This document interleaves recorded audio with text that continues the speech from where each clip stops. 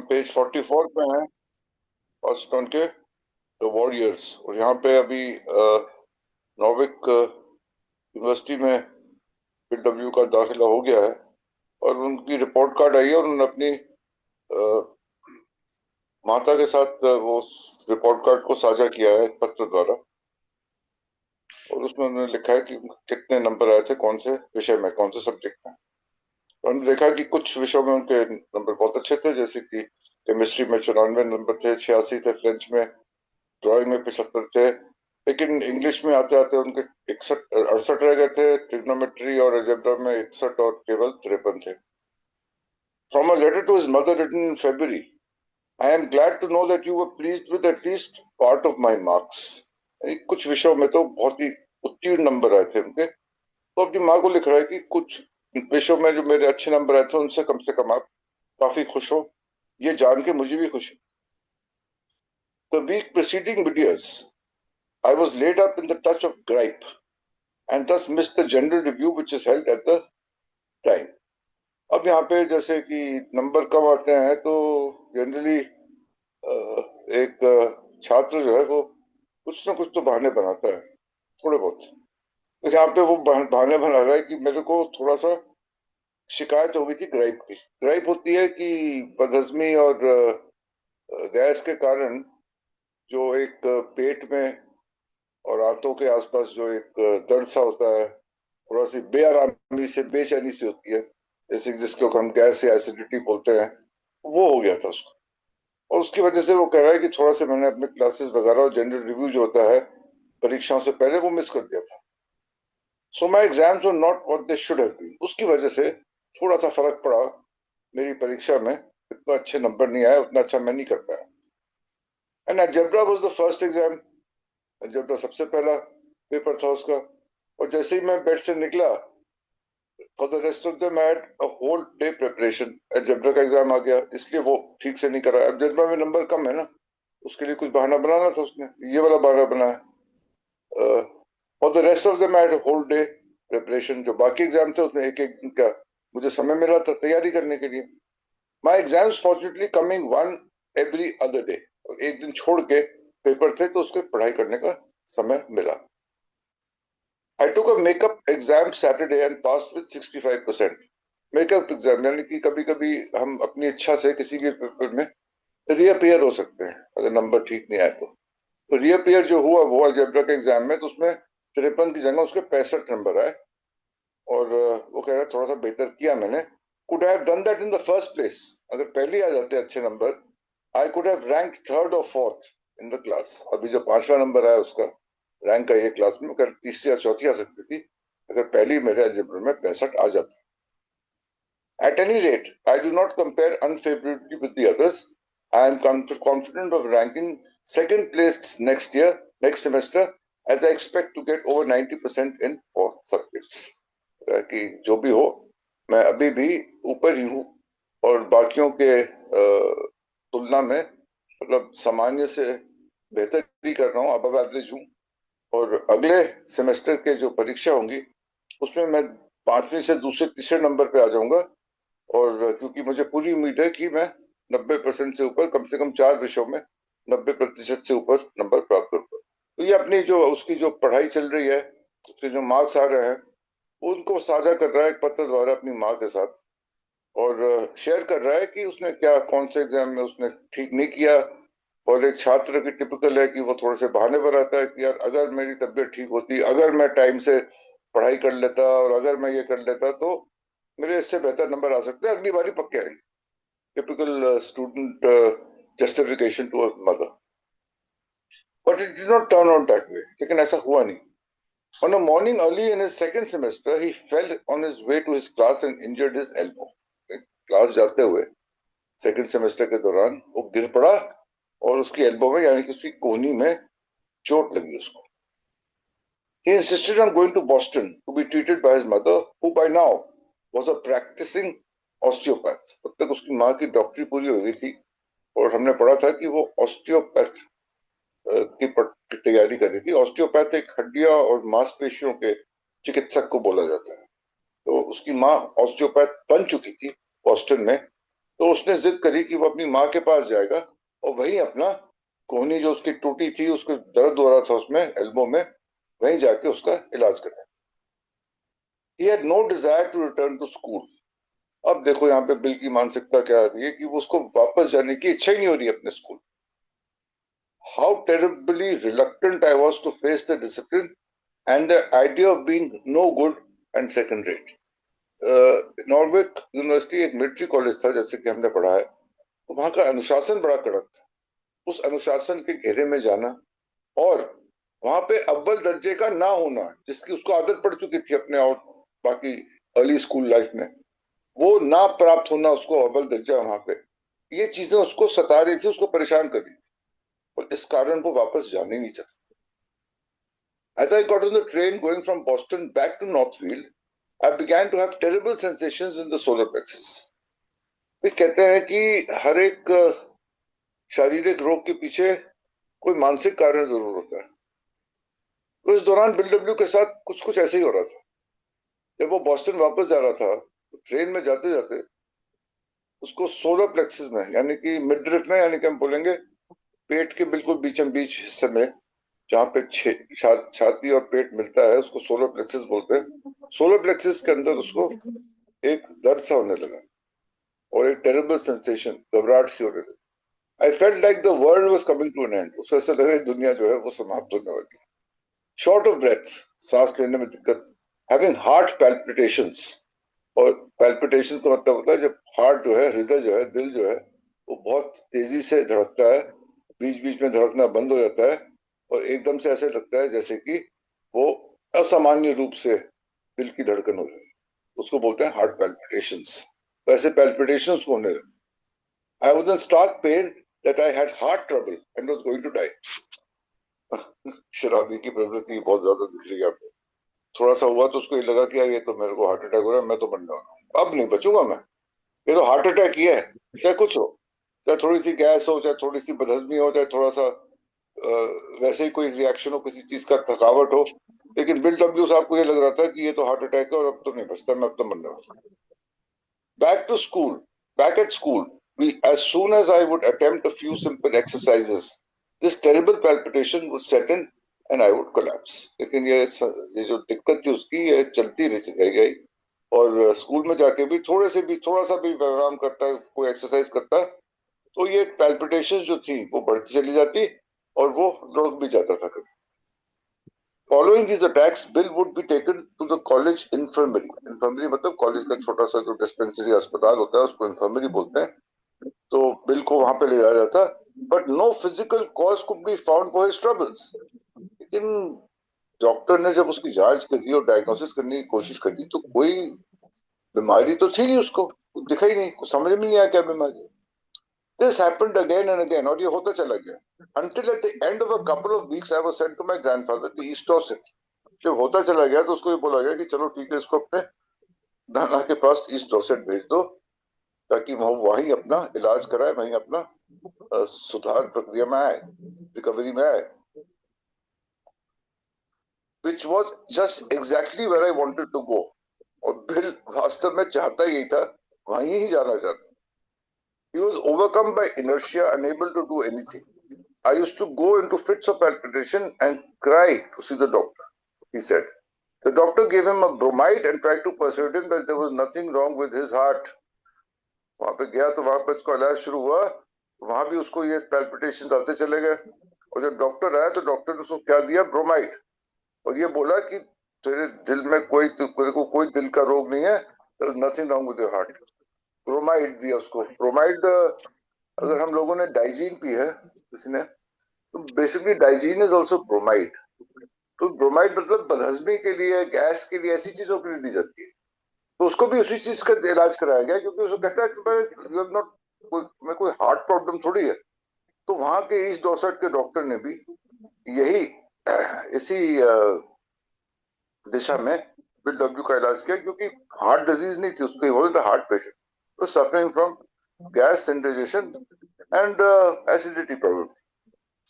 Bill stayed with his elderly grandparents that spring and summer and gradually recovered enough to consider returning to Norway for the fall semester. Season वहीं रहा वो ग्रीष्म काल में। उसके बाद वापस नॉर्विक यूनिवर्सिटी गया अपने अगले छमाही की पढ़ाई के लिए। An April letter to his mother shows how preoccupied he was with his health problems. उसके एक पत्र रहता है जिसमें पता चलता है कि वो अपने स्वास्थ्य को लेके कितना उलझा हुआ था और कितना उसमें ही मगन था और किसी चीज के बारे में सोच ही नहीं पा रहा।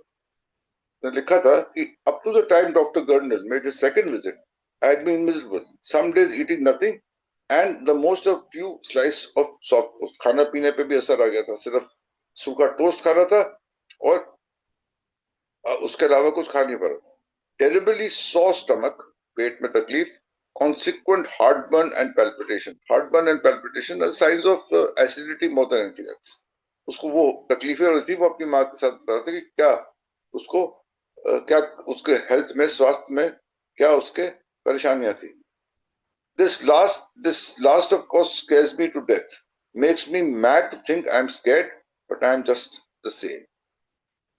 वो डर लगता है और क्योंकि डर लगता है मैं अपने आप से जूझता रहता हूँ कि मेरे को डर क्यों लग रहा है, नहीं लगना चाहिए डर, लेकिन फिर भी लगता है। Makes me night to think I am scared but I am just the same, लेकिन मैं ऐसे ही हूँ। तो ये इस दौरान जो है बिल डब्ल्यू को एक शारीरिक अवस्था में से निकलना पड़ा जहाँ पे उनका स्वास्थ्य कुछ ठीक नहीं लग रहा था उसको। और जैसे मैंने कहा कि इसमें मानसिक कारण ज्यादा था और शारीरिक या चिकित्सक कारण का कम था।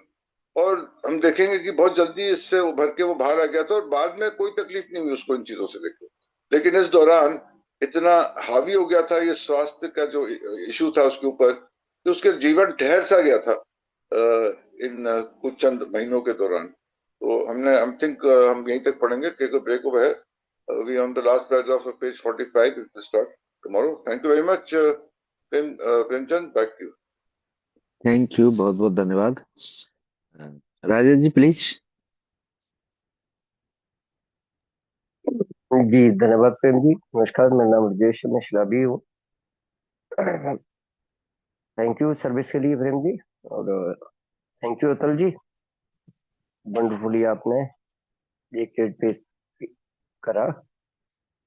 Thank you. कल हम पढ़ रहे थे बिल की हाइट कि किस तरीके से अच्छे मार्क्स आ गए, थोड़ा सा ठहराव आया था, अच्छे मार्क्स थे। मतलब वो अलजेब्रा और इंग्लिश को छोड़ दिया जाए, वो तो खैर पूरी उम्र ही उसके साथ चिपके रहे दोनों तीनों तरीके से, लेकिन बाकी में मार्क्स अच्छे थे। अब उस संदर्भ में अपनी मदर को लेटर लिख रहा है और फिर वो मिड परीक्षा की बातें कर रहा है कि कैसे कैसे कैसे। और अतुल जी से ही कह रहे कि वो बहानेबाजियां कि भाई ये हो गया वो हो गया, जबकि अलजबरा उसका है ही कमजोर और वो करेला ऊपर से नीम चढ़ा।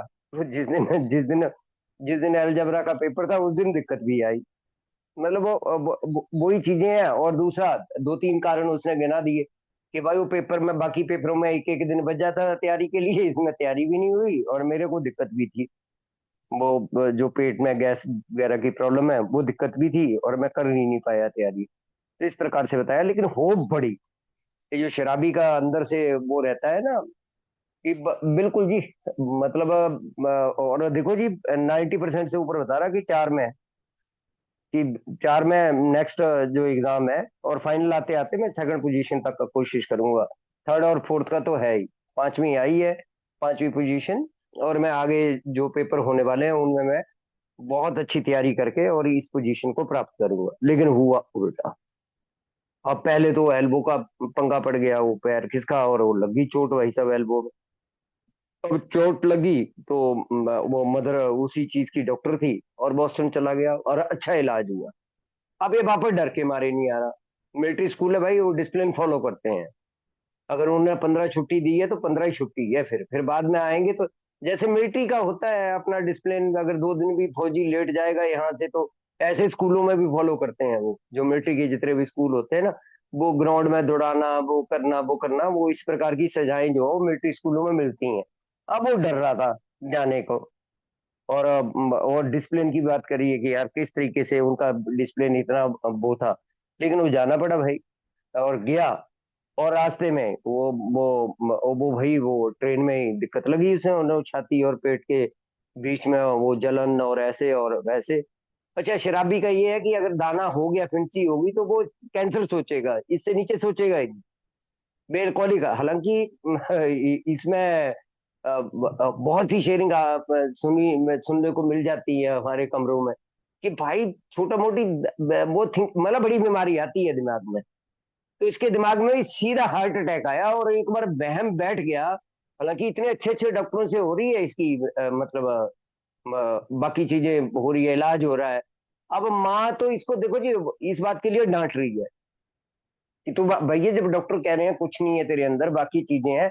लेकिन इसे पता था कि मेरे को सॉफ्ट कॉर्नर कहाँ मिलेगा, नाना नानी के, क्योंकि वो प्यार बड़ा करते थे। अब वो अपनी वो जो वो यूनिवर्सिटी की डिस्पेंसरी थी उसमें तो दिखाते रहे वो।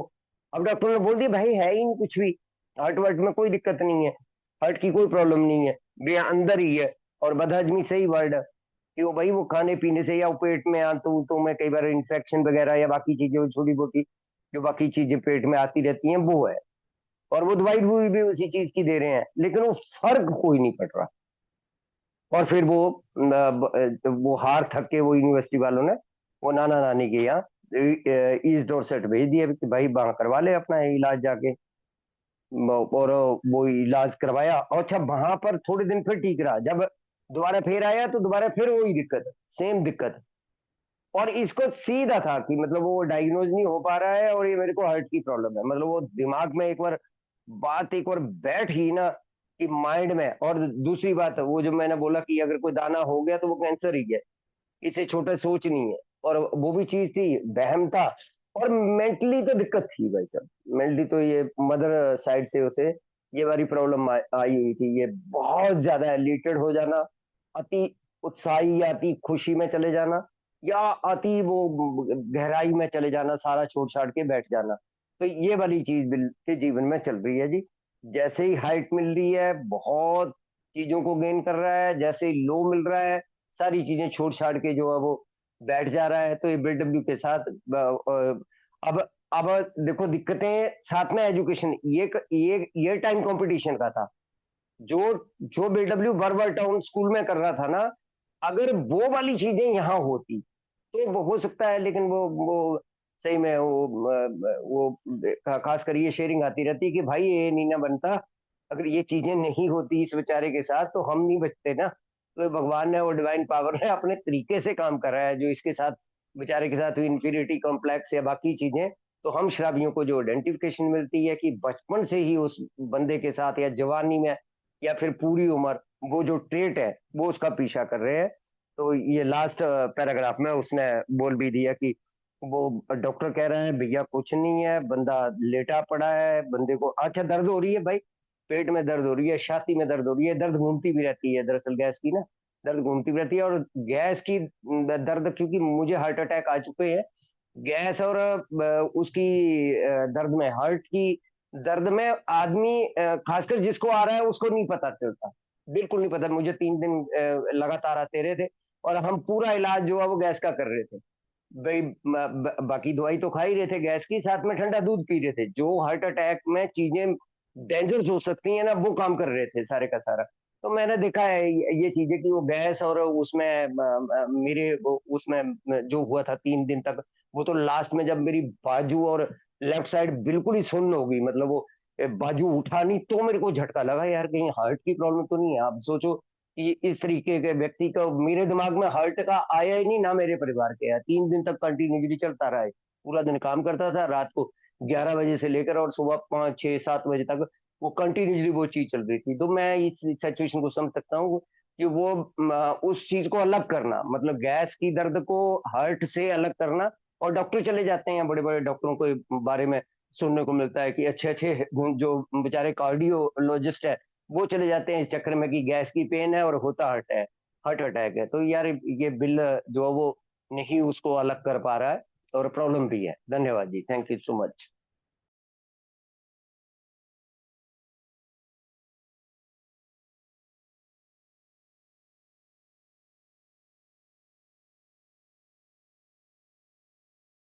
आवाज जा रही थी ना? हेलो।